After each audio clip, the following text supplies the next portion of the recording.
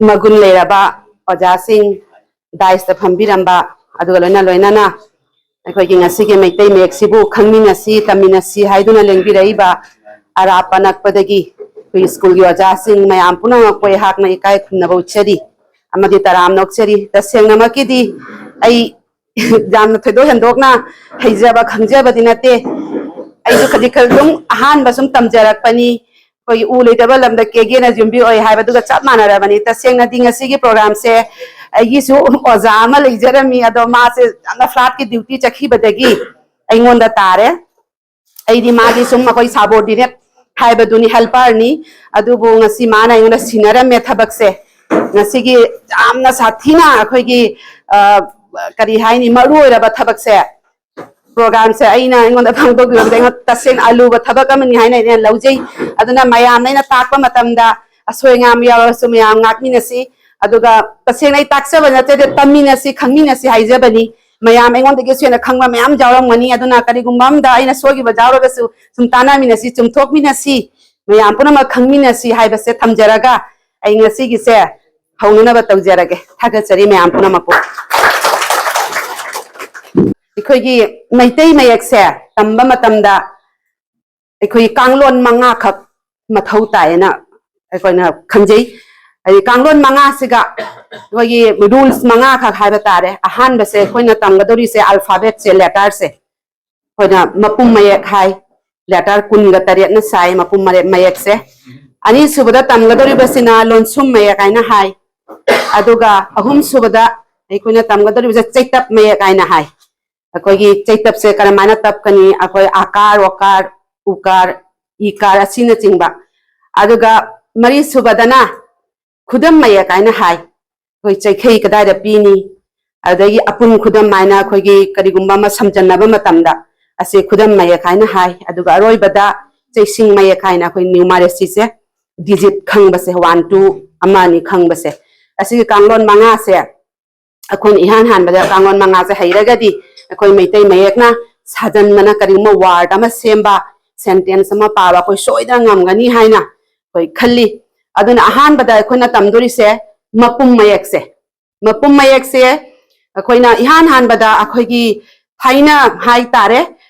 कइनोदा पुया ना लेरिंगगी मतमदा पुयागी मतम इबगी थाइना खरा लीरबै मतमदा अखोइगी कइनो मपुम मयेक से 15 खक लेरमी 15 से अखोइ हक्चांग पार्ट से बॉडी पार्ट से पुथोकपनी पुनमक से 15 से अखोइ कोकतगी कोक समलाई अदे अतिया सिफाव से अखोइ लोइन हक्चांग पार्ट से पुथोकपनी अदुगी अखोइ असि से अखोइना मपुम मयेक काइना हाइ अदुबु तपना अखोइ करि हाइनी माने मीगी लोन चंगकपा हाइ तारे अखोइना पुया मै थाखरबगी मतुंगदा अखोइगी मैथैगी लाइरिकसिंग से अमतबाव सिजिनरक्तरबा अतोप लोन देवनागरी लोन अखोइ करिनो बेंगोली लोन असि म्याम सिगी चंगकपा मतमददी मोई वार्ड म्याम से इरकपा मतमददी अखोइ मैथैगी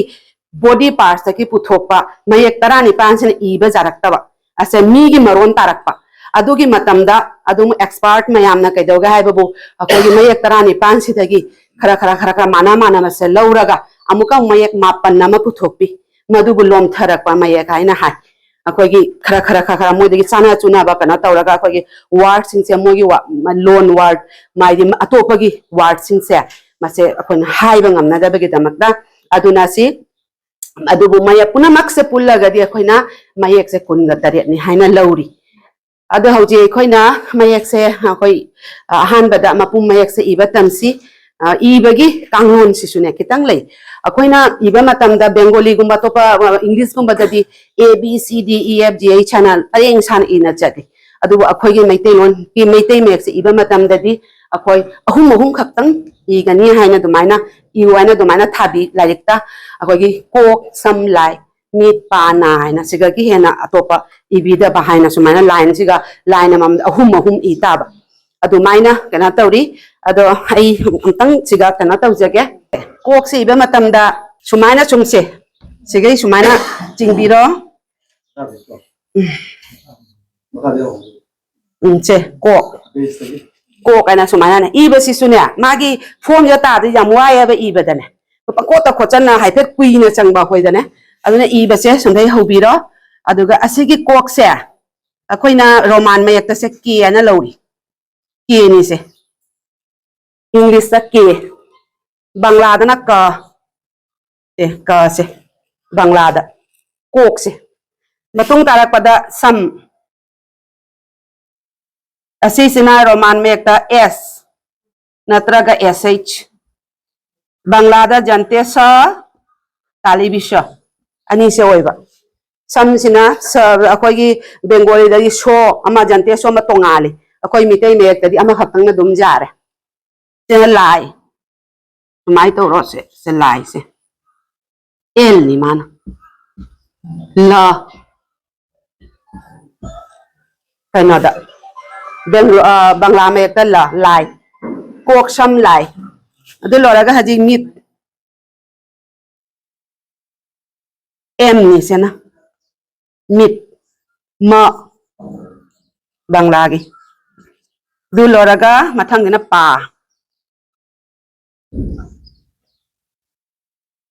पी प नि माना पा से मथंग दना नाय ना एन माना जनते नो सोय मोनधै ना दो सोय अनि मा ओइरे ना सिना कोक सम लाई मि पाना अदगे चिल लाय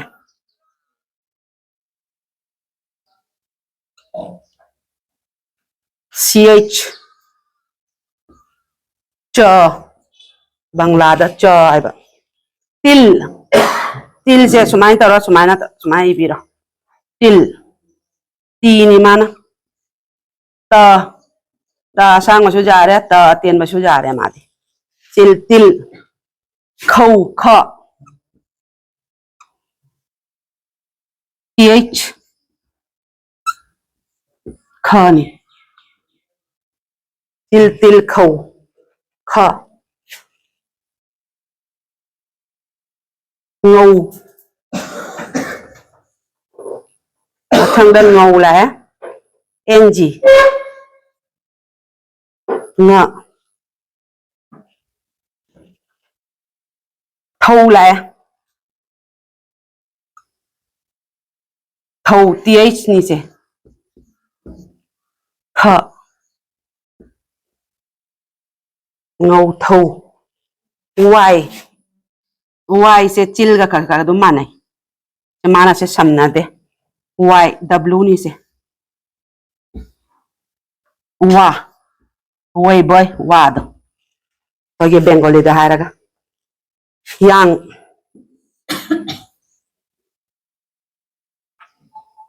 y ni antas tayo hook h khani bangla dana ha yang hook un iu रसौ Sujoy दीर्घौ सुजार है ई रसैनी ई फम ph नत्रगन f फो ई फम अतिया ए ओनी से ना असी बाव से अखोइना मपुम मयक अदुदगी दी मांगोंदगी से लोम थरक को तम तम तौना अखोइगी गो कइनो से मागी मथंगदा गोक झम राय का से गोक से कोक तगी लातोइनी कोक तगी गोक झम सिना सम दे लाइबा सम झम झम काय दुमाइना राय सिना लाइ दे लाइबा अदुदगी दी बा सिना पा दे लाइबा पादगी बा से लाए अदुमाइ तौना अखोइगी मयक सिंगसिगी मागी चाना बजेंगा से गौ धौ भम असिगा म लइबा मयाम से असिगी मतुंगदा मु आई केना तौगे असी भाव बसे अतिया असी भाव से अखोइ मपुम मयक से असिदगिदी अखोइना मैते लोनगी एनी वर्ड इबदा मोइसेगा मैतेगी माने वर्ड हाइ तारेबा अतोपागी बेंगोलीगी केनो जाउदबिददिने असिना लोइ तौदोइबा अदुगा अतोपागी लोन हे चंगाकपदा रबर का हाइरकपा मतमदा को दुम र लाए ब लाए अदो लोइना लोम थरकपदा चखरेबा अदु माइना बॉल का हाइरकपा मतमदा ने अदु माइतना मीगी वर्ड सिंगसे हेक जाउरकपदा को सिना इबा जारक्तबदगी हजिकी लोम थरकपा वर्ड सिंगदो अखोइना सिजिना बनियाबा कोक सम लाइसे फाना बरो नत्रगा आइदी फाना बजाओ बरा हाय बने अब तक हाय सिने पुलपुना सिबक से अतिया सिबक से अब तक हाय से बको दगे हम कमु मखा चथा गया बा हो जाए हम तक आए मिना सिरा कोक कोक आई से कोई हकचांग से लोई ले मिसी का कोक सम लाय जे लाइबक लाय नत्रा मीट ले रे मीट पा ना चिल तिल खौ ngौ thौ वाई वाई है ये थौ वाई से yang di lei jere na ko huk chu lei re ko yang puri ba kabja me am se huk un chu lei re i lei re tham bi ko atia sina ko gi whole body se hai tare ase pura kaino whole sine ba ko ase i fam atia ina leijere akoi hakchang kaya tagi lobase ado hajik asi se kena tor makha sing mo kena tor muthalo ro muthale siro ya adro tale ko mayam do sum khanga mani da hai phedam di youtube ta su kai chu myam tam na ra bani na gok leire ji ni roman me ekta koi na ga jam gh झो आई तारे hand writing दि खरा थी बा आई जी राय ले रे ऊपर खंग देता वैसे बोर्ड से नंगाइते राय ले रे आर्नी से र गोगजम राय इतरा ने मतंग बा ले रे बी ब जिल जे बगजो बाजिल कितना पता नहीं है ऐसे लंडा तिंग रखी जिलाइते मादी पूरक पनी माना ना मामा से कोई की बंगाली की कनो में आम से चंगई से लोंजोम नत्री बजा लोंजोम जोत्री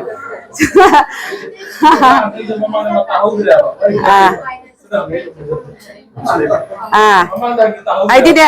मपान की वार्ड में हमसे हाई बजाना बा मुई से कोई मेन पोट सी गई ने मा से थैदरा लौथोई ने आबा नत्र गरी जाद्रबा अकोई की आई अडॉप्ट तौरिबा अकोई की सिनाता जारक्ता बदगी ने बाजिल दिल लेरे सिगा दिल दी को अदना माना द लेरे द सिम जु जारे असि द अमसु लेबनी सुमाइना बाजिल दिल घौ gh नि घौ घ दो धौ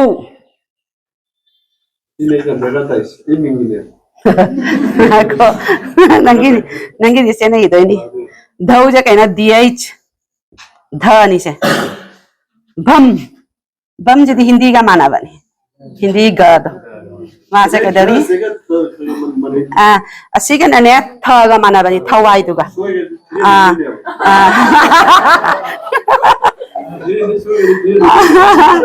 भम से लेरे गोग झम राय बाजिल दिल घौ धौ भम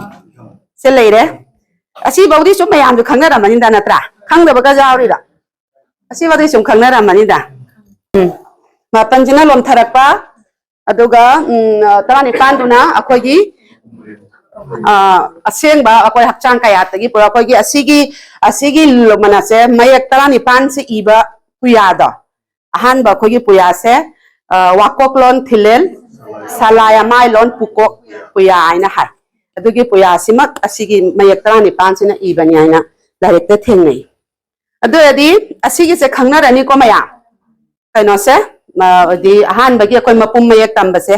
असी पुना मक्से टोटल करे को खने मपी मयक बा मपुम मयक अने सुदुम हाय मोइ सु मपुम मयक दुम हाय असा को जासिना जो दुम माई मुरुम मुरुम नांगना बसुम तायबा असी गुम बसिदी अखोय कनो नते लोनसुम द जाउदी बस मोइसे अदुबो मोइ लोनसुम ने सिजनरे अदो दोय दोय मतंग दो गना मासे मपुम मयक ना लोनसुम ने सिजना बा ना हाय सिजन दबा जारक्तबा मतंग ना मोइसे अखोयना वखल नदी लोनसुम ओइबा कोई सिजन नंदा मोइसे मसानदी मपुम मयक दुम ओइजबने अदोनी मोइ पुना मक्से खोना मपुम मयक नाना सुम लौरी मयक कुन तरियत मा अदो दियासी से मुथत लगे अजा दादरा कोई खंगे को मैते मयक तंबगी अहान स्टेप आइबु मैते मयक तंबगी अहान स्टेप ती कइनो से हजि की लेटर खंबसे मयक खंबसिनेबा सेकंड स्टेप तना लोनसुम मयक से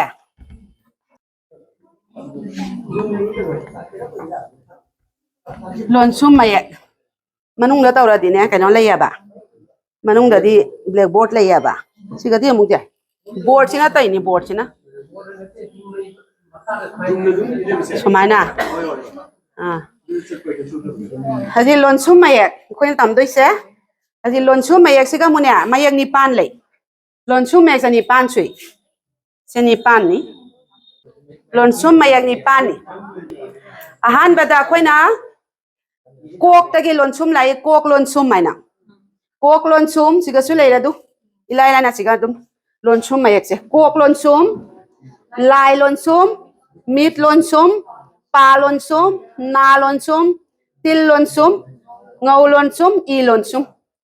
असे लोनसुम से ई बगी स्टाइल के तंग खेनै को मपुंग मयक तगी मा के तंग कनो ओइ चेंज ओइ ई सिदि माने ई लोनसुम जितनी मानारी से कोक लोनसुम से कोक से कोइना तान मरी चिंगी बदो हजि थादो गने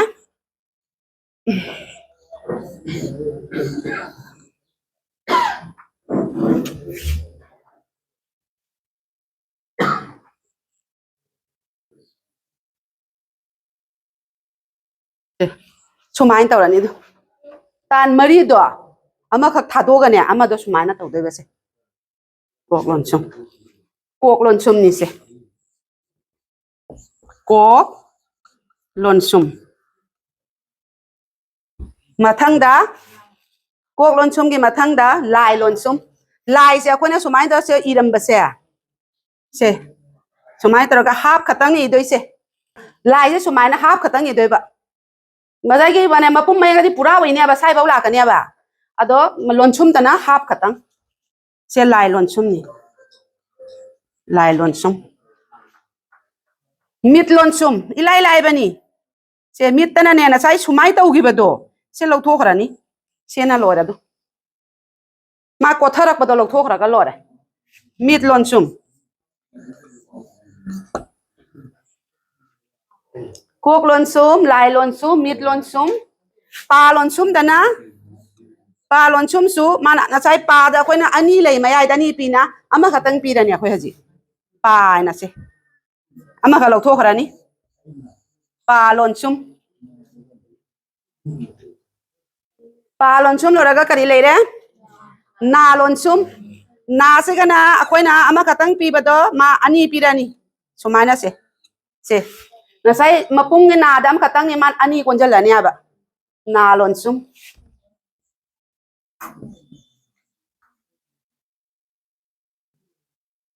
अदुदगी ngau लोनसुम सॉरी तिल लोनसुम तिल से गना चाय कोइना से असिगा तिल कदाइ न से इरी से असे अखोइना कितंग चेंज तौरानी से सुमाइ तरगा सुमाइ इबिरो से तिल से सुमाइ तरगा सुमाइ दुम इबिरो तिल लोनसुम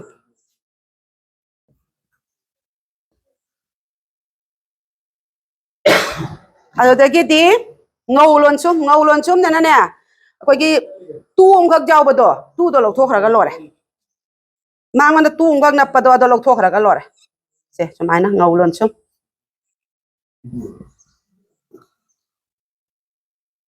सिगा तू उंगक लेबदो तू लौथोखरानी ngau लोनसुम अदुदगी ई लोनसुम नि चाप माने मपुंग मया कमागा चाप माने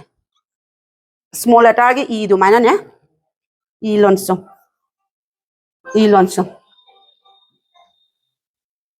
लोनसुम मयगी बसे कोकतना मरी सिगा अमा खक लथोगा सोंदा हाफ इरानी लाइदना पूरा कोन बगी मफम दा माना हाफ कोले मित्तसु सिगा मागी ख्वांगजेत अमा पैथरप पुनबदो लथोखरे मचीदो पादसु मयाइदा लाइननी चिंगम दा खतंग इरे पादा नादना नादना अमा खतंग कोन मदा अनि कोन खरे तिल दसु सिगागी मखादे कोंगर प्र तोगा मथा कोंदगी Kongle ngau siga tu amga napado ado thadokre lawthokre I lonsum di chap manare seni lonsum mane nipan haibse me ampuna khange ko lonsum se khangadra hajik lonsum sijina ba ko lonsum se kamaina sijina doina asi sini akuna lonsum je kari gidamakta puthoi no ana haiba matam dana lonsum sigi magi function je kari no ana haiba matam dana करीगुम्बा खोइना ने ward अमा खकने लोनसु नाइ जा कोगी बांग्ला दी होसंत तो सिने ने हाय से होसंत तो सुमाना तो बसे ngai dare da होसंत तो से सुमाना कोगी करीगो तत पत काइना तो इसे तत्पा पत्पा चत्पा अना सुमा हाय बदने माना कोई कई हाय नि खोंतोक से पूरा लोइसंदबने फजल लगा थमौबा लोनसुम से खोगी माने मपुम मयक सिगने मा जाउद्रगदि हम कमु कंप्लीट ओइद्रिबा मपुम मयक सिगी वर्ड से कंप्लीट ओना कोन हाइबा ngamdaba aduna kedori ma sina mapum mayak sigi word se mapum mayak na semba word se complete ona bagi damakta lonsum mayak se apone sijine yaba adu bu sijine ma matamda magi pronunciation jum kamai tawne bada half tama oideba full oidiaba kita kaino me phajan na thambane aduni lonsum mari se ado magi mathau se akoi gi lonsum je kai maina kana tawni haina haiba matamda kuna dum easy way da ne kamai tawna da akoi na ladik ama word ama tawa khangba madana kala da lonsum sijina ne haiba matamda akoi syllable se khaido ba word ama gi syllable se khaido ba ne chatpa haiba matamda chat plus pa han haidana ahan bagi syllable chat che chat chigane karigumba word ama da mapung mayak na bu hauraba word ani jawbada chatpa sigari chat ani khak jawridana mapung mayana ama haugragadi mathang do automatic ma lonsumna maning ilakani na haiba chatpa siga cha chil haira ko koi cha haira roi chil ga til ga nyaba til je lonsum oira nyaba anda pa do di mathon leijaba ina ma ji lonsum changde ma mapum na dum lai nyaba aduni sumaina akhuna ko gi lonsum mayak sijinari se aduna akhuna syllable se dum khaido ga pa ba matamda ahan iba matam da ahan bagi cinema pum mai already mathang is automatic kona lonsum oi gani an hai aduga na sai hai gi bedo kogi mathang gi mayak kana da mapanduna lonsum ne su sijine maga di lonsum gi figure leitaba da ko sijine matam da na lonsum na khallaga sijina doriba ma se aduga di asima lai jare aduga akogi lonsum gi character khara lai lonsum sigane akoina ne kari gumba cheitap kari amatta na pajade चैत्य पाइदी आकार इकार उकार नपा तारादिने मा लonsum ओइरारोय अखोयना जम अखोयना खरा नतोना brain साना जरागने असिगा lonsum ओइदोरा खनमरे करिगुम चैत्य बा नपका दबा ओइराबि automatic मा मपुम मय ओइरानी lonsum मयता करिगुम बा कनो मा नपा जाते तपा जाते बको अदु माइना लेजरे lonsum से अदुदगी दी एग्जांपल खतंग lonsum गी तंगा मयक सेंगना बा kak khaiba matam da ne kak khaiba matam da khoina ahan da gi se kariyorani syllable ama gatani se kak se syllable ama khatani aba ahan ba ge se khoina mapum maya girani aba se kok ade mathang is automatically laani lonsum laani aba kak kaina kari gi no haiba da je ngu pronunciation se chokhana kak se akoni kaina pai ba si se kok se ka hai toini aba kwa ado mana kari gumba siga mu mapum maya salurari koi khonthok to la le aba kaka haira ne aba kaka haira ne aba kak haira roya ba lonsum se section na da bada akoina haining ni ba aidi pronunciation da mado aran bada chakli aba tata na ko aduna kaka hana hai gi deba adu mana khudam mayam ama lei siga akoi gi tatpa ka hai se tatpa hai ba matam da se til adagai di segi kana se kari orani til lon chum ready pa tat pa ko tat pa ise mana hek til lo ta di tat pa hai na ba tat pa hai ke de ba aduna koina tat pa hai ba gi damakta magi pronunciation da chum na hai na ba gi damakta koina lon chum ja sijina doi ba lon chum se hek sijina da ba da akoi gi pronunciation da lana ulta chakhra ni khara khara gyan tara dra lon chum je kari no kai de sijina doi na ise problem mo de bo lon chum siga oja sing dum lon chum je problem ro sum hai bi ro ai cha khang ba da dum kena tau je ge ai so han ba jam problem mo da mya ba lon chum je aduna ni aina lon chum je khara kan tau ri se idea je sum ne tau ra ta akoi jo mingi ba da ba na sum kana tau ra mya ba ko na ti sum ai asidi lon chum jaw da ba ni na ne sum khang ya ba ko ado lon chum lai re ji akoi oja ma su la ni thung ra ni ma la je dum nai na ja ni ko ma na mu he nei ngon da gi khara kana tau ri aduga mathang da ko akoi kanglon ani sure lon chum sima kana tau jare mathang da cheitap se cheitap tap si su jam important oi akoi na ne cheitap siga akoi atap an akar se akoi bengali kana da dine akar je pakta ta chhala ba khoi asam ka ibese khara mana hai siga asami ni se atap na poi da bani se khara mada chu atap napte asam se khara mada chu jum napsali ko adoga bengali da ne na di ibani aba asam iba matam da ado moina hai mitei me expert ching hai na kari gumba da bangla da gi iriba banan do aduga chap chana khone iba ja di na hai ba akhoi gi leijaba akhoi gi mitei gi ba pronunciation da maga chana na iga da bani en hai ba asam hai ba matam da ne asam hai da bani aba aina ka thok da bani aba ja se asam aina hai bani aba sadna pressure je piba adana pressure se wat pani aba ne stress to wat pani aba aduna agi atap sidine akhoi double a ki style ne aba khara gam ja ka khara ka thok na hai ga da matang duga asam hai dun asam hai bani aba khoi duna khara mana sum akhoi atap jana sum I khara mana jaw dana sum na atap se khwai da gi hena akhoi asoi ba kai non koi askwai soi atai din soi gan de ko atap se khara soi atap se pangap tanap san laga ne adi madugi phonthok to lana chakhiba hai tare atap se ado hojik cheitap mayak mu taurasi siga atap lai re du akar sena enough rasai kar natra digai kar asige sena otnap okar sena etnap ekar ni ek chainap uikar sena uikar ko saunap aukar ni asina unap rasaukar se unap ni ko ado hojik akhoi am tanga jengsi chaising cheitap ira khoisu ye ka nipan ni cheitap sisu ahan da jengu akar ni atap ko ri se mami akhoi na se atap hai atap segi mami akar ni se akar se ni akar adake di atap lo raga karino mathang da enough lai re se enough sina sumaina ulta ni akhoi na iduga enough ma se rasai kar suoi dirgai kar suoi se rasai ga dirgai kar ga enough adake di yetnap mane kana oi su jai da mathang manau na da su jai ba onap mathang da onap se sumaina se mayai wai singa na pi mona onap sigana sumaina okar ni otnap hai bani otnap adagi di chainap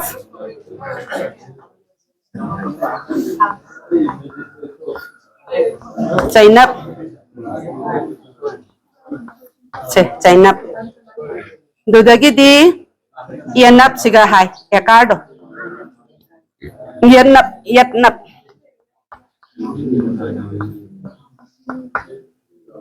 ekani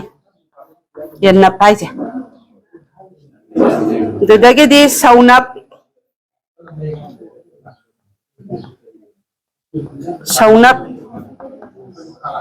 aukar ni se aukar saunap se aukar se unap ne aba unap ko adai last ta nung nung se ko se anungsar hai tare se last ki se nipan sure ama ani ahum mari manga taru tare nipan se atap akar ni inap sina rasaikar odnap sina okar sina uikar sina jatnaf ekar sina okar sina rasokar badigokar sina nung anungsar asa kadai da pham do no sina ko na ji khang doi se magi phambam ji chokoi khang tai ba adu ya ko kok ta nap se ba ko kok ta mana pa se ba kok siga koi nap si kok siga na pari kai na pani se ka ni se ka ma ka on gare kok ta na pai matung da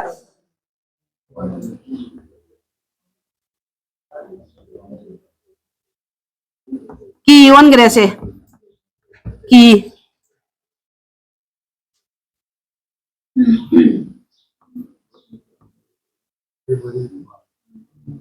on gare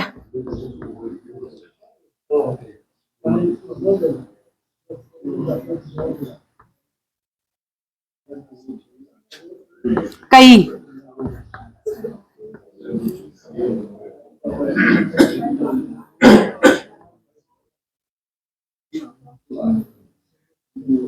ke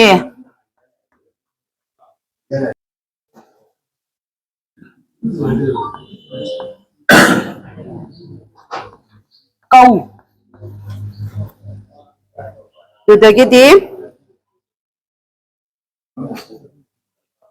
sai sẽ cái gì đó kìa câu rồi đó cả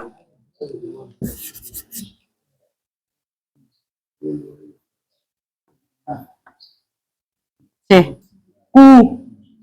se cu ni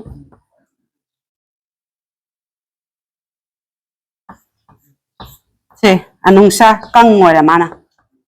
kang nang adu gumba ibda sumai oi deba anungsa ja tap toi ba se ni ko na chai tap tap gi kana se jam any kana ma da ko na tap jai sam da tap jai ko matam ne raga di adu gumba mane activity du sum yam to ba ja nga se di lai tra ba ni na ko mathang gi kari gumba da ko gi saita parishad ki ko oja sing ne orientation program da khara sana ka to da ko myam activity to gani ko adu nga si di adu nu kana to de matam lai tre adu hajik ne aina sigam tanga takcha ge kana to si kangane ngolon sum sigane magi kano se tappa gi mapham se ai haije ge si se kari gumba namda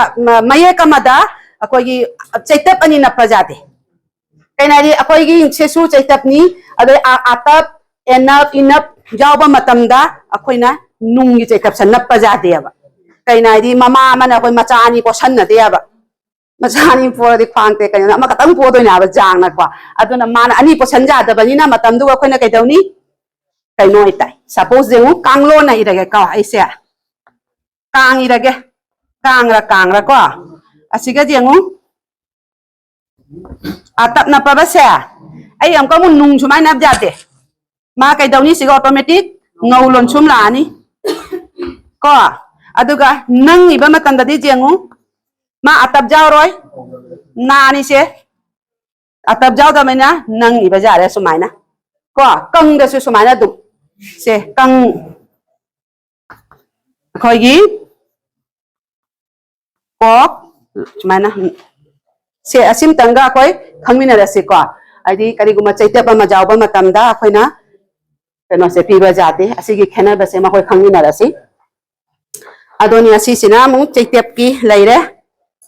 जा कौन चक्कर असीगा असी बावगा करी problem कना तो bro हां असी बावगा खतंग खतंग ज्ञान ताबा तारबा हाइबा